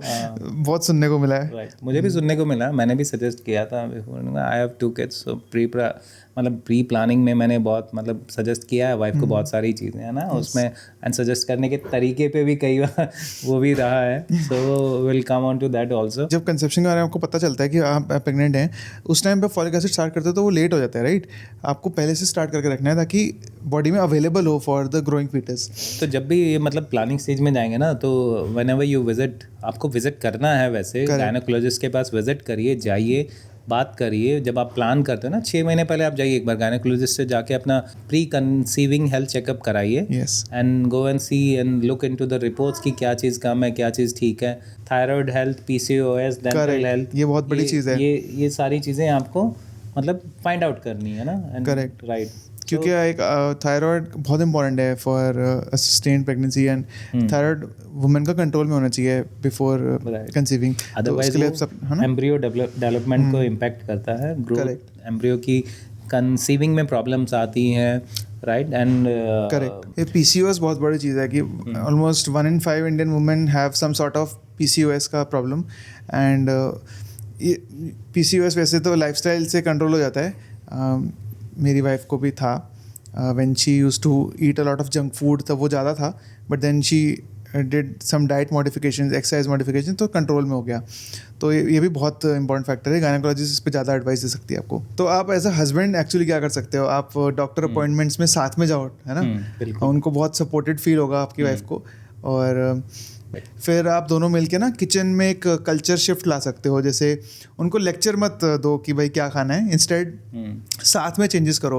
आप प्रॉब्ली कुकिंग में थोड़ा हेल्प करो, या जो सीजनल वेजिटेबल्स है वो लाओ, या फिर किसी तरह पैकेज फूड रिड्यूस कराओ, है ना? वो ब्लिंकेट और ये सब ऑर्डर कम करो। टुगेदर हेल्दी बनने का एक पैक्ट बनाओ, पिंकी प्रॉमिस करो, या कोई भी क्रिएटिव वे ढूंढो जिससे आप साथ में कर सको ये जर्नी, राइट? फिर नेक्स्ट आता है प्रोटेक्टिंग हर स्लीप। अगर आप लेट नाइट तक स्क्रॉलिंग कर रहे हो या गेमिंग कर रहे हो, तो उससे उसका भी स्लीप डिस्टर्ब हो रहा है, क्योंकि आप साइड में ही हो वहीं पे, राइट? तो अगर एक शेयर्ड स्लीप शेड्यूल बना लोगे तो आप सारे चेंजेस इकट्ठे जल्दी कर पाओगे। और क्या पॉइंट्स इम्प्लीमेंट करना है, प्रैक्टिकली इम्प्लीमेंट करना है, and you need to find the perfect balance to implement it practically, क्योंकि कुछ चीज़ें ऐसी होती हैं जब तक आप उसको हिट एंड ट्रायल के थ्रू नहीं सीखेंगे ना, तब तक वो आपको नहीं आएगी। Like finding the perfect sync sleeping cycle, right? It is very important. If you are sleeping with your kids, if you are sleeping with your wife on time, है ना, everyday sleeping with your own wife. हाँ, right, और कोई नहीं। Right. तो अगर आप एक उससे तो और लोड बढ़ जाएगा मेंटल। फिर तो हम बहुत स्ट्रेस में चले जाएंगे, राइट? एंड तो you need to find the perfect balance for that, yes, and implement it practically. And next point is reduce your emotional load also. Correct. Emotional load को कैसे रिड्यूस करना है? क्योंकि देखो बहुत सारी वाइफ्स ना आजकल जैसे वर्किंग भी है और घर भी संभाल रही हैं, राइट, तो इससे बहुत स्ट्रेस हो जाता है, और इतना अगर कॉर्टिसोल बॉडी में एलिवेटेड रहेगा तो उसकी फर्टिलिटी साइकिल पे भी बहुत इंपैक्ट आएगा। तो वही है ना, हाँ, sharing responsibility, hiring house help, ये सब चीज़ें प्रैक्टिकल सोल्यूशन है फॉर दिस। राइट। तो मोस्ट इंडियन वुमेन ना अपने इन लॉज के साथ ही रह रही हैं। जैसे जॉइंट फैमिली में तो इन लॉज आसपास ही रह रहे हैं, तो इन लॉज से भी ना बहुत सारी अनसॉलिसिटेड एडवाइस आ जाती है ना? सासू माँ ने ये बोल दिया, ये कैसे बोल दिया, तो उससे भी ना बहुत कॉन्फ्लिक्ट्स या इमोशनल स्टेट डिस्टर्ब हो सकता है आपकी वाइफ का, और आपका भी हो सकता है। इसी से होता है, राइट? इसी से होता है mostly. If you going to ask women, if you going to ask wives, so पूछोगे ना तो क्या होगा कि लाइक मदर इन लॉ ही प्रॉब्लम है, राइट? वहीं से सब स्टार्ट हुआ, वहीं से सब खत्म होगा, राइट? वहीं से है सारे इश्यूज ही वहीं से है। सो इस चीज़ को भी रिजॉल्व करना बहुत ज़रूरी है। यू नीड टू फाइंड कि क्या क्या मतलब इश्यूज हैं, आपको ब्रिज बनना है, आपको ब्रिज बनना है। हस्बैंड का काम है ब्रिज बनना है, to find the perfect balance. कब उस चीज़ को आपको उन दोनों के ऊपर छोड़ देना है, कब आपको उसमें स्टेप इन करना है, ये फाइन बैलेंस आपको पता होना चाहिए। अगर आप उन जगहों पे स्टेप इन कर रहे हैं जहाँ पे आपकी ज़रूरत नहीं है, तो it is going to create more problem for you, and आपको पता है कि हाँ भाई मुझे यहाँ स्टेप इन नहीं करना और आप नहीं कर रहे हो, so that is going to reduce 50% of your workload, correct, है ना, in your mother in law and your wife's problem. Exactly. और कहीं ना कहीं हम फैमिली की बात कर रहे हैं ना, तो कहीं ना कहीं एक ये ट्रॉमा भी है कि लड़का ही चाहिए, ये बहुत सीन है। ये अभी भी आप मान लो जितना भी इंडिया डेवलप हो जाए, ये कहीं ना कहीं अभी भी है ये बात। राइट। और इंडिया में मतलब इस पे being a dad of 2 girls right, you know मेरा इस पे पर्सपेक्टिव ये आता है कि India is been a patriarchy society, तो थोड़ा मेल को उसमें मेल जेंडर को थोड़ा इसमें वो है, मतलब एक एज मिल जाता है that he can Rome any time. ये तो ड्यू टू हमारा मतलब गवर्नमेंट का एंड जो इंफ्रास्ट्रक्चर, जो पुलिस का इंफ्रास्ट्रक्चर एंड जो मतलब जो एक Lots of factors हैं जो इसमें। सिविल सोसाइटी जो है हमारी, उसमें अभी मतलब उतना वो ग्रोथ नहीं हुआ, उतना डेवलपमेंट नहीं हुआ, सो दैट दे कैन इस चीज़ को वो असिमुलेट कर पाए, right. They differentiate between the genders and ये बहुत लंबे टाइम से ही है। Yeah. एंड आई थिंक कि भाई लगेगा और 50-60 ईयर्स डेवलपमेंट में लगेगा, देन ये चीज़ ब्रेक हो जाएगी ड्यू टू द देखो, हाँ। फैसिलिटीज अवेलेबल एंड XYZ चीज़ें। आई थिंक कि सोसाइटी में तो है, बट आप अपने घर में स्टेप ले सकते हो कि आपके इमीडिएट फैमिली में ये ना हो ये चीज़ कि पेट्रियार्की रहे और नहीं लड़कों को आगे हमेशा बढ़ाया जा रहा है या फिर लड़का ही चाहिए जी। आजकल सब इक्वल हैं, सब केपेबल हैं, है ना, हर जेंडर इक्वली केपेबल है, फाइनेंशियली, इमोशनली, सब एस्पेक्ट्स में।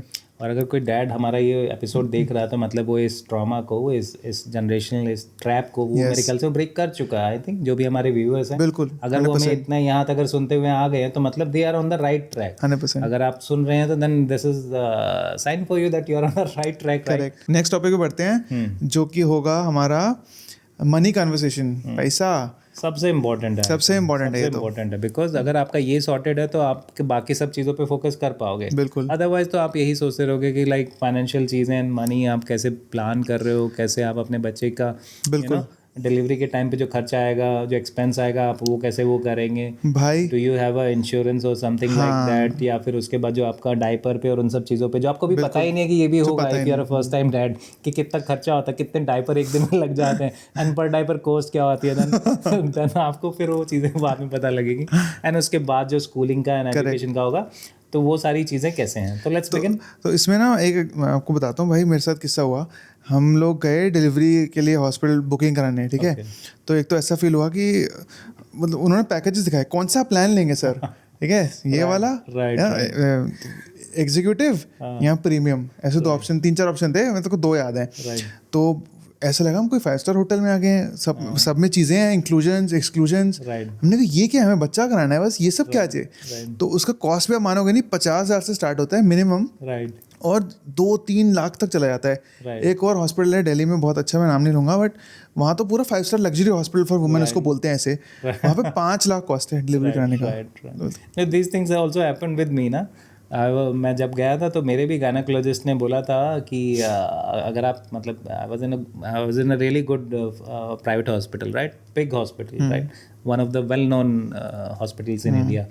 I was in that chain and that is also very costly, वो भी बहुत महंगा है। मैं उसमें था, उसकी गायनेकोलॉजिस्ट ने बोला कि सर आप यहाँ पे डिलीवरी चाहते हैं तो यहाँ हो जाएगा, बट इफ़ यू वांट और अच्छा एक्सपीरियंस चाहिए तो I will recommend you some other, you know, Greater Kailash में बहुत सारे हॉस्पिटल्स हैं, they are not hospitals, they are five-star hotel, है ना, just to cater for the delivery needs, जब प्रेगनेंसी नीड्स, राइट। आप वहाँ जाओगे, आपको ऐसा ट्रीटमेंट मिलेगा, आपके लिए गोल्ड, आपके लिए रोज पेटल्स लगा होंगे ना, गुब्बारे लगा देंगे, आपको कैंडल लाइट उधर ही लगा के दिया होगा, एक्स्ट्रा कमरा होगा, 2 कमरे होंगे, फैमिली के लिए अलग, आपके लिए अलग, राइट, सबके लिए वहाँ पे सब कुछ होगा। एंड आप जब पैकेज पूछोगे तो they will say only sir 4 to 5 lakh, right. So 4 to 5 lakh just for getting your baby into the world. Yes. So these kind of things you need to cater in, whether you want this experience or not, whether you want कि भाई ठीक है मैं एक मतलब अपना government hospital में plan करता हूँ, वहाँ पे सब फ्री में ही हो जाएगा। अगर आप गवर्नमेंट हॉस्पिटल से ऊपर जाते हैं, प्राइवेट हॉस्पिटल में जाते हैं, तो there it is going to cost around 50,000 से लेके 1 lakh तक, डिपेंडिंग की नॉर्मल डिलीवरी है या सी सेक्शन है ना। सी सेक्शन है तो 1 lakh, नॉर्मल डिलीवरी तो 50-60-70,000, और सिजेरियन है तो 80-90 1 lakh, 90,000 एंड देन 1 lakh, है ना। और अगर आप उसके ऊपर जब जाते हो तो फिर 1 lakh के बाद सीधा जंप जाता है 3 lakh, 4 lakh, 5 lakh। So this is your, if you have a insurance plan, make sure कि आपका वो सारी चीज़ें कवर्ड हैं, whether you go for a 1 lakh plan. Insurance plan में एक मैटरनिटी का अलग से कंपोनेंट होता है, राइडर या एड ऑन कह लो, तो वो पता करना पड़ेगा आपको अपने इंश्योरेंस प्रोवाइडर से कि वो अलाउ करते हैं कि उसकी लिमिट कितनी है। यूजुअली मैटरनिटी की लिमिट ना कम ही रहती है, 50-30,000 या प्रॉब्ली 20,000 ही। तो एक स्पेशल मैटरनिटी प्लान्स अलग से आते हैं जिसमें ज़्यादा कवर होता है, वो फिर आपको वाइफ के नाम पे पहले से लेकर रखना होता है, जिसका वेटिंग पीरियड भी बहुत ज़्यादा रहता है। वो कूलिंग पीरियड 2-2, 3-3, 4 साल वेटिंग पीरियड रहता है इन प्लान्स का। वो कूलिंग पीरियड होता है आपको, मतलब अगर ऐसा नहीं है कि आज आपने आज खरीदा और 6 महीने बाद प्लान कर लिया, ऐसा नहीं, मतलब आपको जब आपने सोचा भी नहीं होगा ना कि आपको फादर मतलब आपको वो सब करना है, तो तब उतना लंबा उसमें कूलिंग पीरियड होता है, 4-5 साल पहले का होता है. So just think about it कि कितनी लंबी आपको इसमें वो चाहिए, आपको अपना प्लानिंग चाहिए इसमें. Correct. तो आपको वो पीरियड का भी ध्यान रखना, whether your insurance policy covers it और नॉट. Correct. और अगर नहीं कवर करती है तो उस वैसी पॉलिसी आप मतलब आपको ढूंढनी है, लेनी है, एंड या फिर आप अपना जेब से निकाल के रखिए पैसा. करेक्ट. राइट, ये भी करेक्ट, बिल्कुल सही बात है. कुछ तरीके ऐसे बताइए कि हम क्या कर सकते हैं प्रैक्टिकली. जैसे फॉर एग्जांपल एक चीज़ मेरे माइंड में आ रही है कि आप कुछ एक इन्वेस्टमेंट प्लान तो स्टार्ट कर ही लो, राइट, ये चीज़ों के लिए, बिल्कुल क्योंकि ये बहुत बड़े बड़े एक्सपेंसेस हैं. करना चाहिए. छोटा सा SIP जो मान लो 3, 4, 5, 10 हज़ार पर मंथ, Doable. इतना तो डुएबल होता है सबके लिए. इतना सा अगर हम स्टार्ट कर लें तो कुछ हमारे पास बफर बन जाएगा for all these expenses. Right. मान लो कभी डिलीवरी के टाइम में कोई कॉम्प्लिकेशन आ गया तो आपको कैसे लाओगे पैसे. ठीक है, इंश्योरेंस माइट कवर इट अगर आपके पास है तो, नहीं तो आउट ऑफ पॉकेट है ये सब. फिर ये स्कूलिंग वूलिंग के लिए आप समझ ही रहे हो कितने ज़्यादा पैसे लग रहे हैं, तो ये सब के लिए फंड्स आपको अभी से सोचना पड़ेगा कैसे सेव करो. आपको फिर ये भी सोचना पड़ेगा कि आपकी जॉब इनकम ट्रेजेक्टरी कैसे जा रही है. Right. कि क्या आपके वाइफ को भी वर्क लेना पड़ेगा कि नहीं, आपको इंक्रीमेंट कब मिलेगा, एक्सेट्रा, ये सारी चीज़ें सोचनी बड़ा घर पड़ती भी है. खरीदना पड़ेगा, which is a huge cost. Correct. Right, Gurgaon में बहुत महंगे हो गए हैं, करेक्ट. है ना. तो वो सारी चीज़ें और सारी एक और cost- ट्रैप पता है क्या, बहुत लोग आजकल EMI ले लेते हैं, डेट में है बहुत लोग, है ना. कार पे EMI है, फ़ोनों पे EMI है, 10 वेकेशनों पे EMI है आजकल. सब कुछ. तो इस सब से भी जल्दी छूटो ताकि बेबी के लिए एक्सपेंसेस के लिए आप फ्री हो पाओ. right. नेक्स्ट सेगमेंट है कि अगर आप सेकेंड टाइम डैड बन रहे हो, थर्ड टाइम या nth टाइम डैड बन रहे हो, तब क्या क्या चेंज हो जाएगा as compare to first time dads. When you are already a father, already a dad, and you are planning for your second child, है ना, you need to discuss few things with your spouse, with your wife, and you need to discuss कि जो आपका जो मतलब Elder baby है, जो आपका मतलब यंग ब्रदर और यंग एल्डर ब्रदर और जो एल्डर सिस्टर है, उसको आप कैसे काउंसल करोगे, आप उसको कैसे बताओगे कि क्या होने वाला है, क्या क्या चेंजेस आएंगे उनकी लाइफ में, है ना. मम्मा जितना टाइम पहले देते थे, मम्मा अब उतना टाइम नहीं दे पाएंगे, बिकॉज मम्मा के ऊपर एक न्यू बेबी के लिए रिस्पॉन्सिबिलिटी आ जाएगी.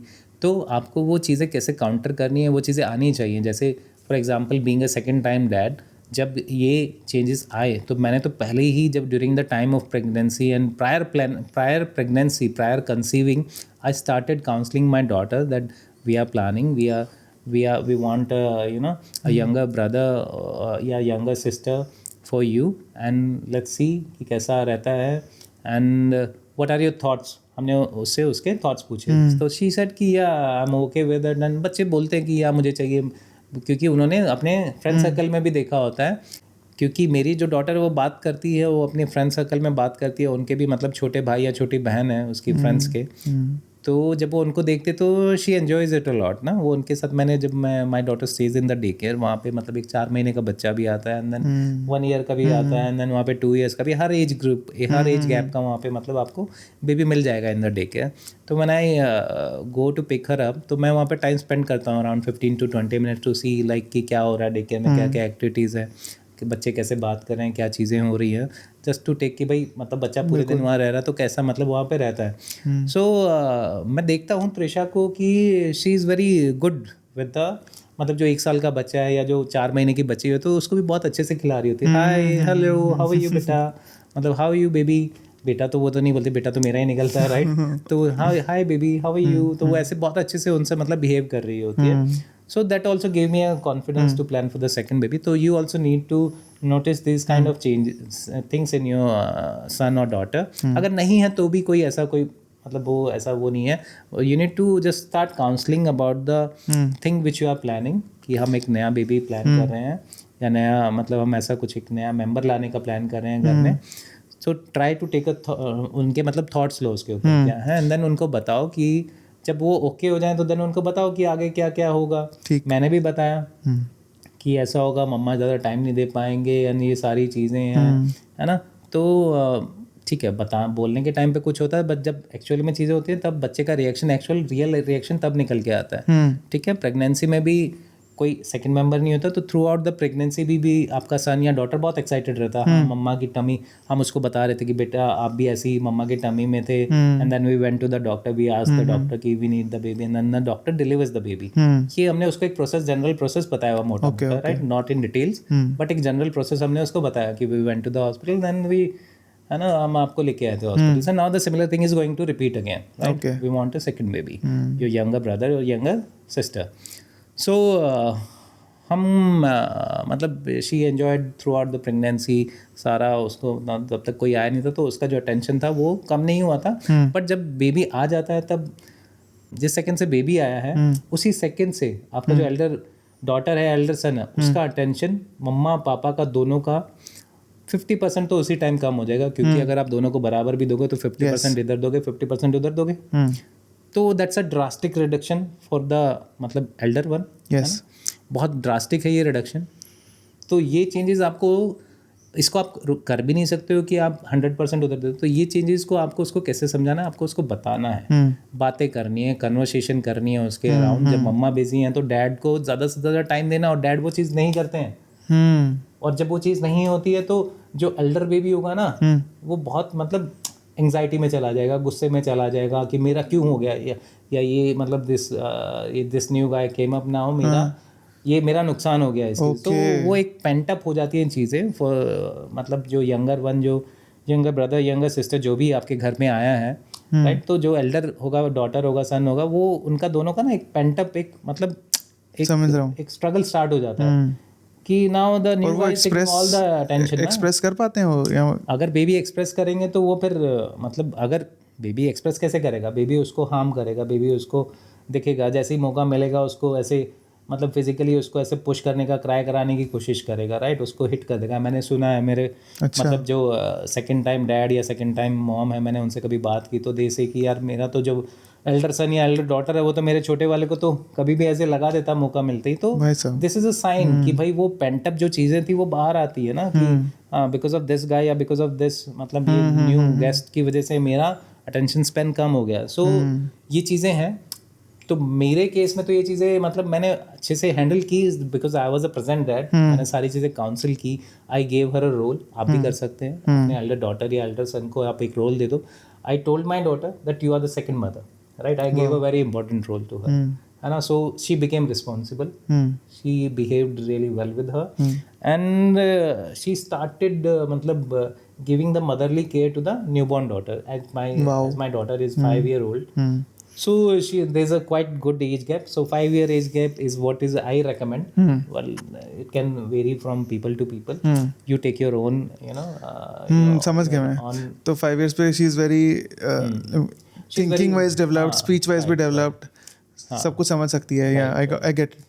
अगर वही एज गैप अगर 3 to 4 ईयर हो जाएगा तो समझाना है. वो सारे टेंट्रम बढ़ जाते हैं बच्चे के. 3-4 ईयर में बच्चा और कम हो जाए तो 2 से 3 हो जाए तो 2 से 3 हो जाएगा तो फिर वो बच्चा वो फिर इतना जल्दी वो मतलब आपके जो क्यूज हैं जो आप बताना चाह रहे हो कि बेटा now we are bringing a new guest, आपका अटेंशन, उसको अटेंशन स्पैन ही नहीं, उसको अटेंशन टाइम ही नहीं समझ में आएगा 2 to 3 ईयर्स में. बट उसको फील जरूर हो जाएगा ना कि टेंशन चला गया एकदम से, बट वो एक्सप्रेस शायद ना कर पाए. एक्सप्रेस नहीं कर पाएगा. और कम हो तो 1 साल का गैप हो तो होता है. हाँ, तो होता है. अनवांटेड प्रेगनेंसीज होती हैं कई बार, या वो होता है ना कि कर लिया तो हो गया भाई. फिर उसमें मदर एंड फादर का बहुत ज़्यादा स्ट्रेस एंड बहुत ज़्यादा वो फिर इतना ज़्यादा कॉप अप करना पड़ेगा कि देन वो फिर प्लेट पे ज़्यादा हो जाएगा. बट लोग मैनेजेबल हैं. सपोर्ट सिस्टम है तो मैनेजेबल है. ऐसा नहीं है कि नहीं होता है भाई. मतलब वी आर 3 brothers एंड हम तीनों भाइयों में भी 5 years 5 का गैप है. Okay, that's so cool. I don't know why ऐसा है. सो मुझे बहुत अप्रोप्रिएट लगता है क्योंकि मेरा जो यंगर ब्रदर है उसको जब छोटा सा था तो आई रिमेंबर, है ना, उसको गोदी में खिलाना. आपकी मेमोरीज भी सही फॉर्म होती हैं. देन जो कनेक्शन जो बनता है ना वो एक मतलब डैडली मतलब एक फादर वाला मतलब रोल आ जाता है ना for the younger one, right? अगर 1 से 2 साल का है तो देन वो फिर ब्रदरली वाला एंड वो वाला आ जाता है. देन बीइंग अ डैड मतलब अगर एक डैड का पर्सपेक्टिव एंड वो फादर वाला पर्सपेक्टिव मिलता है तो that gives a more freedom to the father and mother. Got it. Awesome. That is really insightful. Thank you so much. I don't have this perspective because I'm not a second time father अभी, but he is, so that even coaches me somewhat कि अब क्या करना चाहिए etc. Thanks. That gives a freedom. Yes.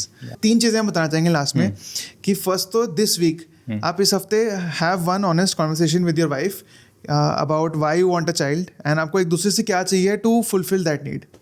And this month what you can do, get the full blood panel test done of yourself and your wife and get the reports. Or over the next 3 months, build the habits, fix the relationship, face the trauma and wounds, sort out the finances, and वो जो 3 important months हैं before you start conceiving For the dad, for the dad of course, right? For the spermatogenesis. Correct, तो वो सारी चीज़ें जो हमने बताई हैं वो 3 months में प्लान बनाइए, हैबिट्स बनाइए कि आप कर पाएँ. यहाँ तक सुनने के लिए आपका बहुत बहुत धन्यवाद. Thank you so much for listening to us very patiently. This is Follow Your Parent signing off. Don't forget to follow your parent. Comment करिए, सब्सक्राइब करिए. Share it with someone. Share it with a dad that you know who will benefit from this video. Bye. Bye bye. Tata. See you.